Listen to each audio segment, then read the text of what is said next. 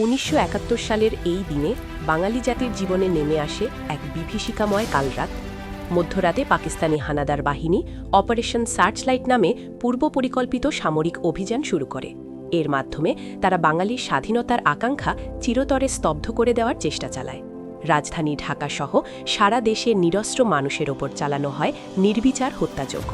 Tank, mortar ও মেশিনগানের গুলিতে মুহূর্তেই জনপদগুলো পরিণত হয় মৃত্যুপুরীতে। ঢাকা বিশ্ববিদ্যালয়, রাজারবাগ পুলিশ লাইন, পিলখানাসহ বিভিন্ন স্থানে চালানো হয় ভয়াবহ হামলা।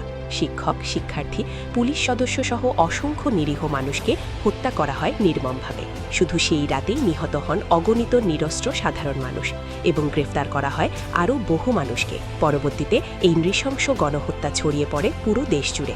দীর্ঘ ৯ মাসের রক্তক্ষয়ী সংগ্রামের মাধ্যমে ১৯৭১ সালের ১৬ ডিসেম্বর বাংলাদেশ অর্জন করে চূড়ান্ত বিজয়। আমরা পাই একটি স্বাধীন দেশ। ২০১৭ সালে জাতীয় সংসদে সর্বসম্মতিক্রমে ২৫ মার্চকে জাতীয় গণহত্যা দিবস হিসেবে ঘোষণা করা হয়।